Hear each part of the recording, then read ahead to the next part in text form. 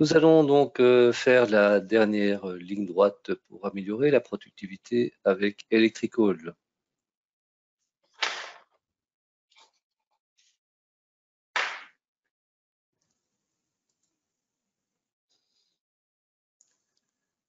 Dans une mise armoire 2D, la liste des composants de votre projet se trouve répertoriée par localisation. Depuis toujours, vous pouvez activer un filtre pour n'afficher que les composants qui ne sont pas encore insérés, ce qui permet de voir plus rapidement ce qu'il vous manque dans le tableau. Mais parfois, certains composants sont de type auxiliaire ou accessoire et ne doivent pas être spécialement insérés. De nouveaux filtres permettent de cacher ces types de composants, même pour ceux qui sont exclus de la nomenclature. Sélectionnez ainsi les filtres que vous voulez activer un par un, et puis cliquez sur Filtre pour l'activer ou le désactiver. Ils ne sont plus visibles dans la liste. En 2024, vous pouvez faire comme dans une mise en plan SolidWorks, créer des bulles automatiques. Choisissez parmi vos modèles de lignes d'attache la forme de la bulle et leur position, ainsi que les options pour les regrouper, ignorer les doublons et ignorer les borniers. Choisir un calque et cocher Insérer une nomenclature. Valider et positionner votre nomenclature. Si vous devez modifier quelque chose, cliquez à nouveau sur Bulle automatique. Je vais changer les cercles en hexagone, mettre tout à droite et ignorer les doublons et les borniers. Valider et la nomenclature s'adapte aux modifications.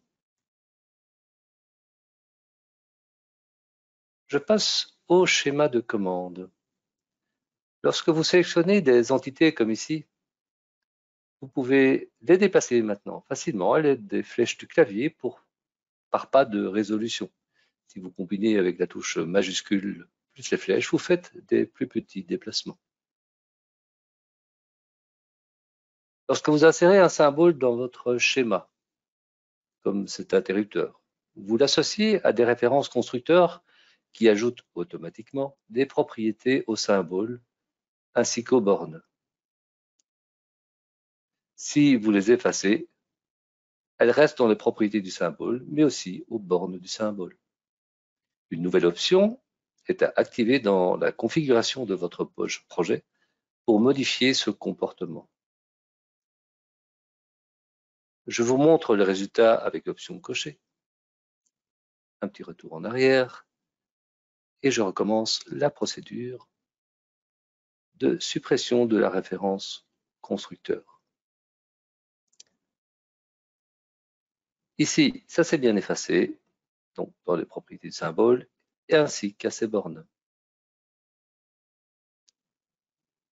Voici le synoptique du câblage du tricycle et son schéma multifilaire avec tous les connecteurs, que je retrouve dans la nomenclature.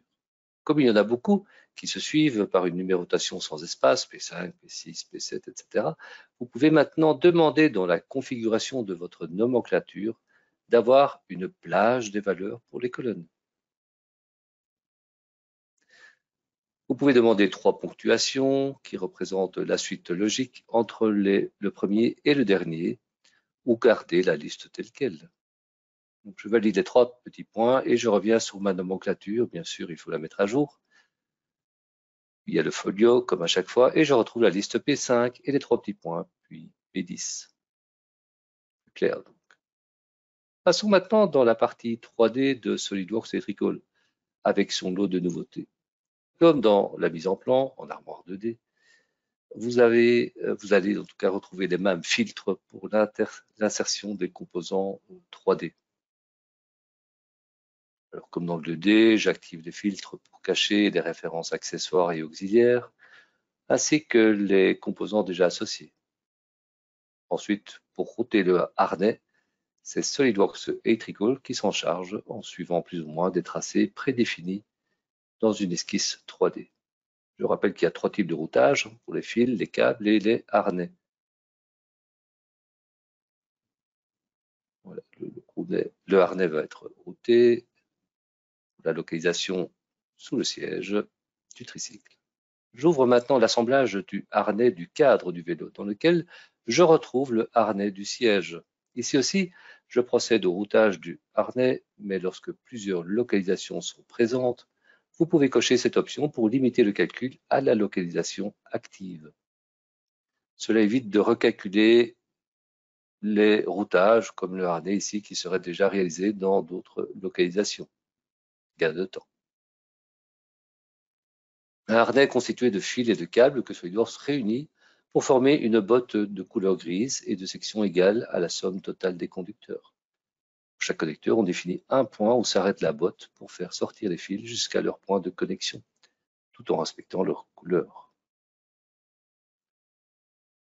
Je passe à un autre projet qui contient un tableau avec des goulottes et des rails pour vous montrer qu'il est maintenant possible de modifier les longueurs à l'aide de sélections multiples.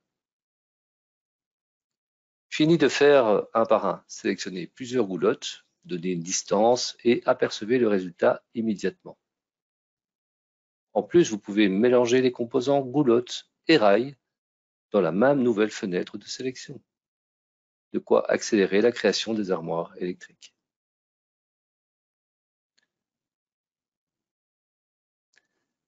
Concernant l'alignement des composants, l'interface a été revue pour un meilleur flux de travail.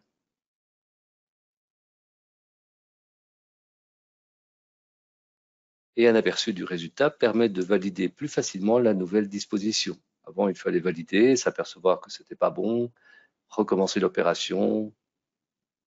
Pour terminer, je m'adresse à ceux qui sélectionnent un assemblage existant lors de la création d'un fichier 3D dans Electrical, faire notamment l'insertion des composants et le routage électrique.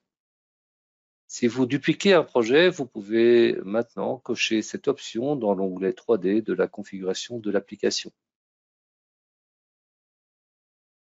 Cela permet d'exclure le lien vers l'assemblage pour éviter ainsi de modifier un assemblage qui est utilisé par un autre projet.